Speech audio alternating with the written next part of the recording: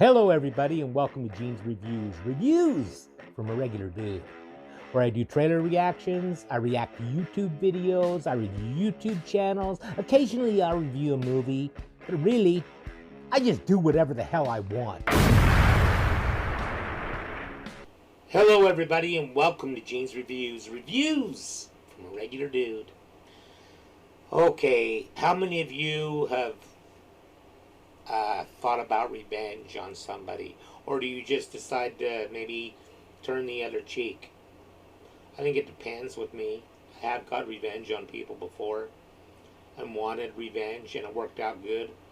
But then there's other times that I've just kind of let it go, and it turned out okay also. So I don't know. This is from Top 5 Unknowns, and it's 5 eerie cases of revenge that'll give you chills.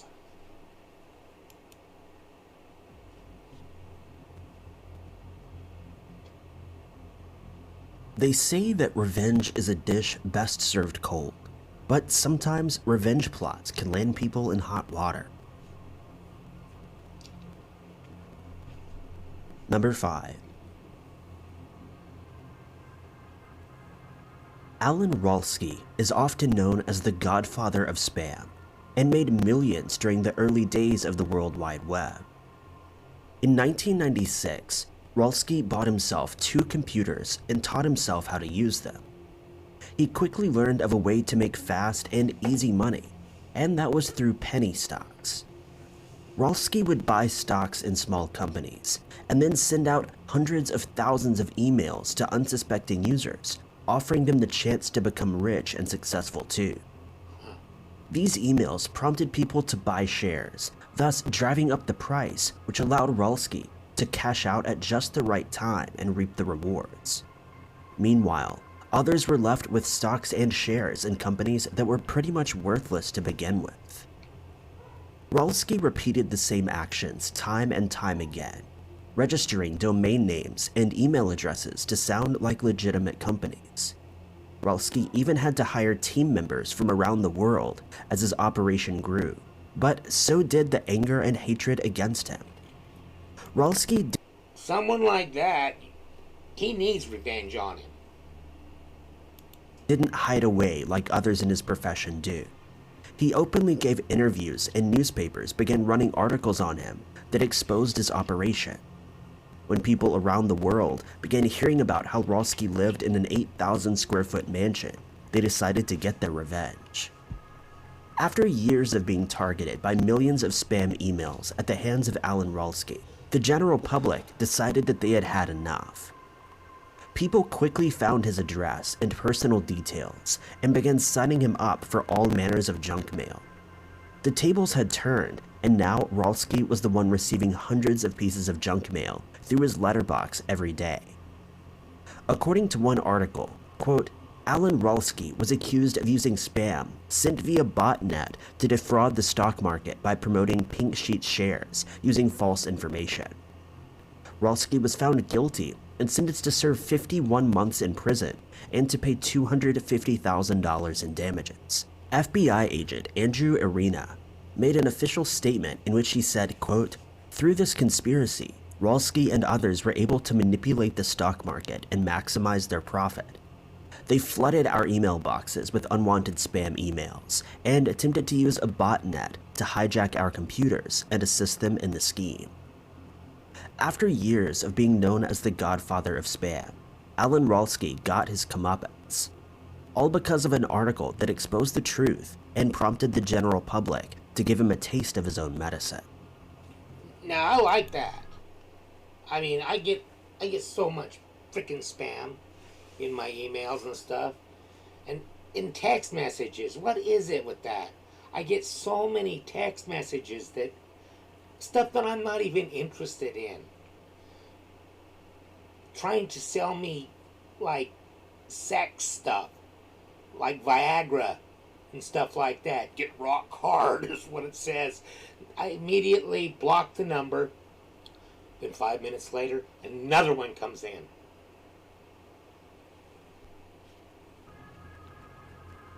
Number 4. In 1967, McNairy County Sheriff Buford Pusser survived an attempt on his life that was orchestrated by the State Line mob. There was a movie made about him called Walking Tall in the 70s. There was a couple of them, actually. There was a part 2 and a part 3, I think, even. And they also did a remake of it with The Rock years later. But yeah, it's a good movie. August 12, 1967, the mob had intended to ambush Pusser so they could spring their attack. Earlier that morning, Pusser had received a call that there was an accident happening on New Hope Road that required his presence. For reasons that have never been disclosed, his wife, Pauline Pusser, decided to join him for the ride.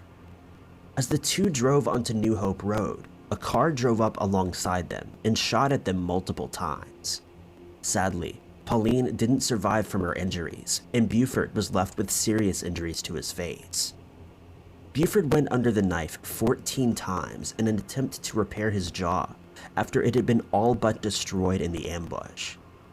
Following his recovery, Buford vowed to avenge his wife and even publicly named the persons responsible.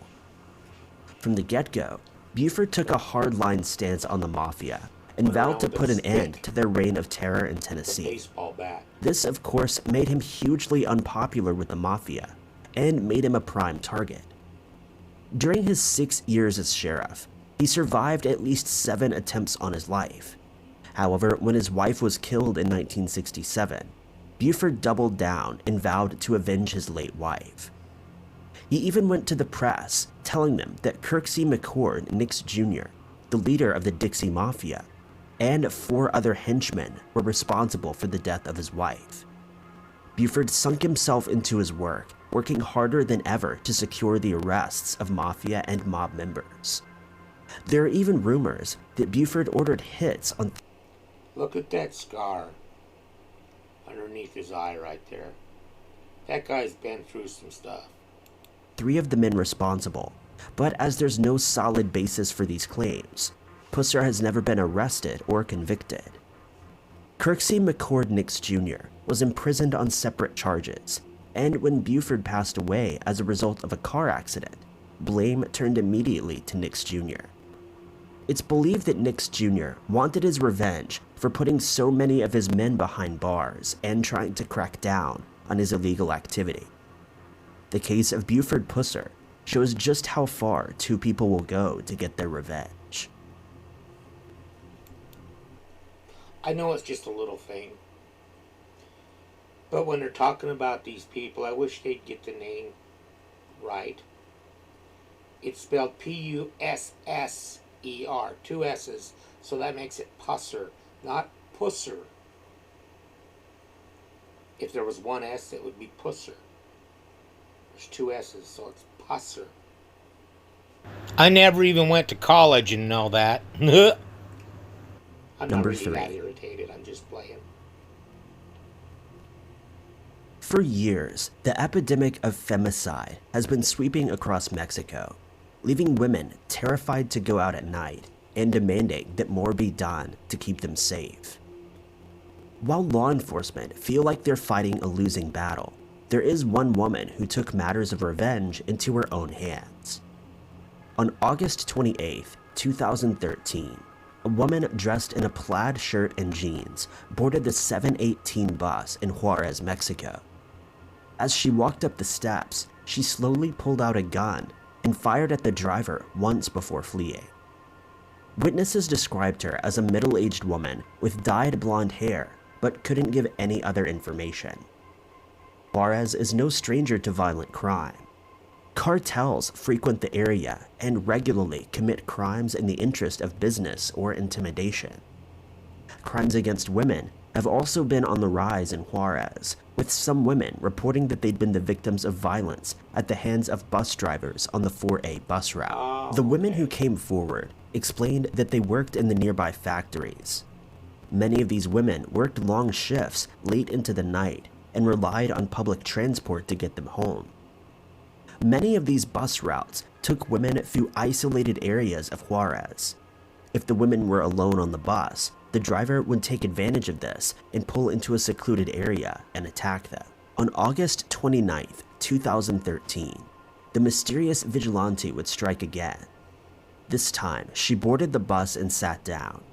After a few stops, she requested a stop, and as she approached the front of the bus, she pulled out a gun, firing at the driver twice. Again, witnesses reported seeing a middle-aged woman wearing a cap with dyed blonde hair. On August 30th, a local newspaper received an email from a woman calling herself Diana, Hunter of Bus Drivers. The email read, quote, "You think that because we are women, we are weak, and that may be true, but only up to a point.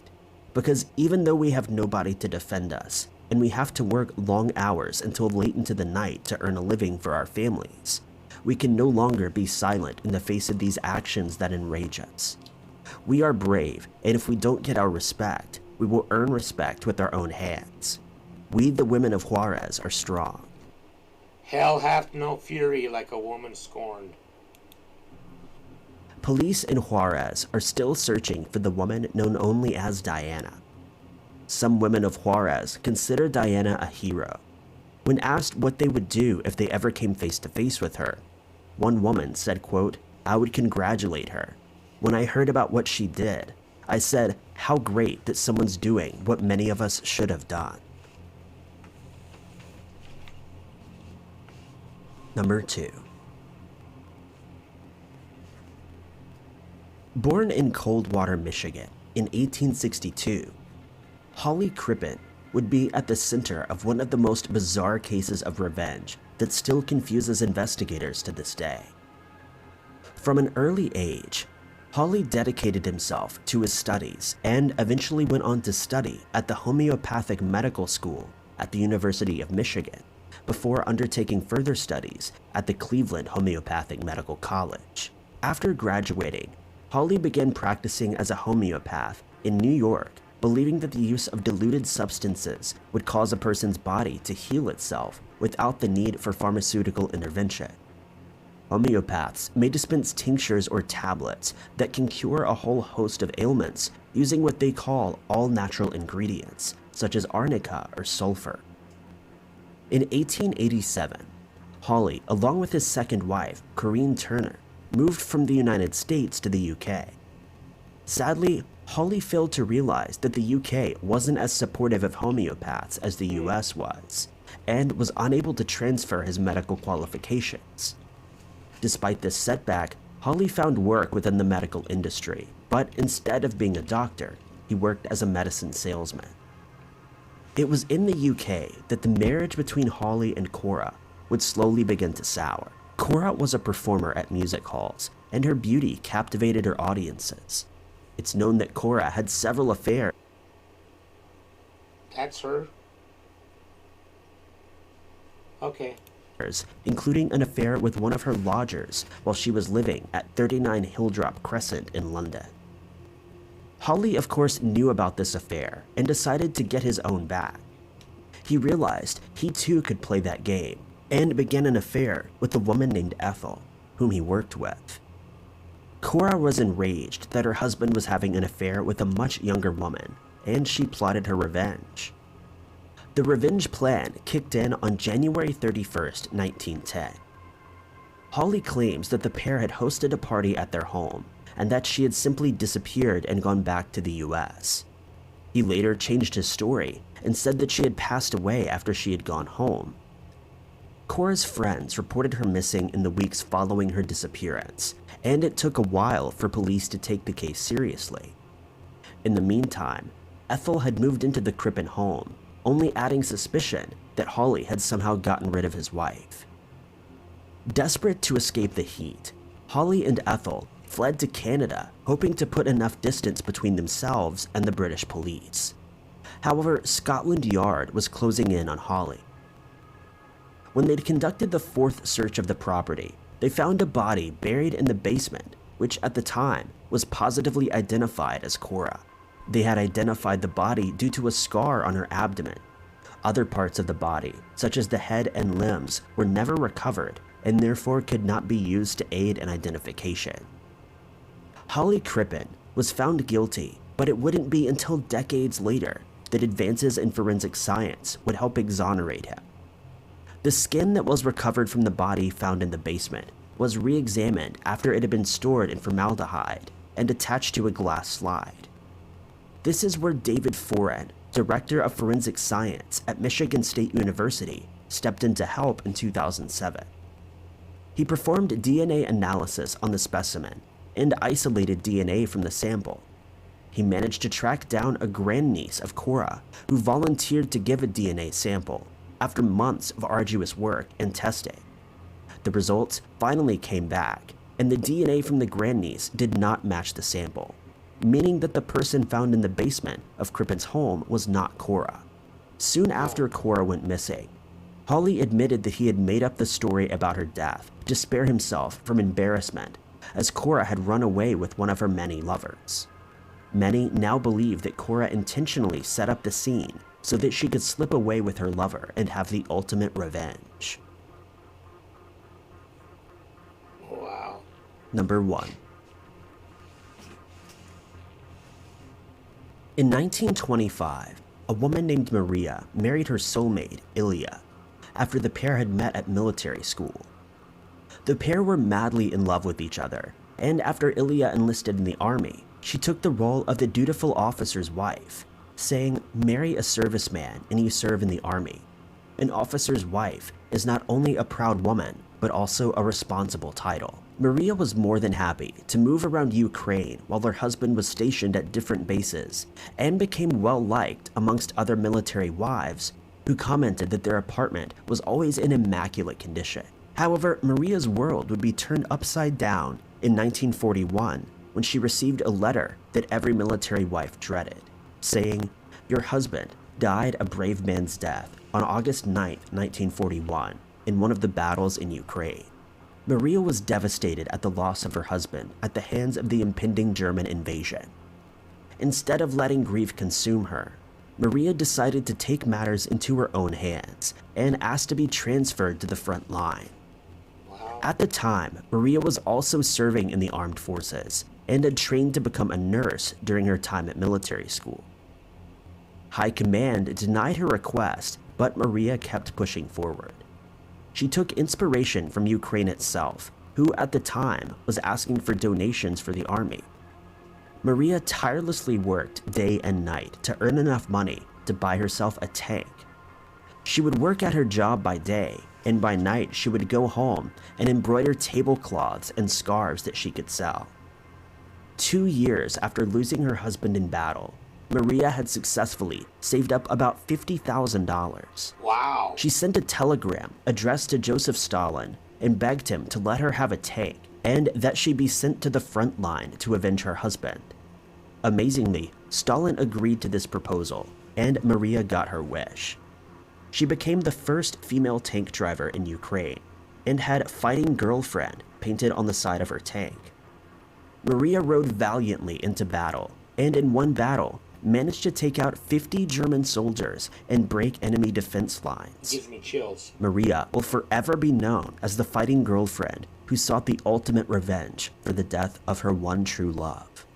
Right on. I love that. That is absolutely awesome. She didn't turn the other cheek, did she? Okay. You know, during the beer bug, the last little bit over a year now, walking back to your car because you forgot your mask, it's a whole new kind of pissed off. Thank you, everybody. Make sure you like, comment, subscribe, hashtag Mean Gene, all that fun stuff. And if you like this video, tell all your friends, leave a comment down below. And if you didn't like it, then just shut up. And I will see you next time.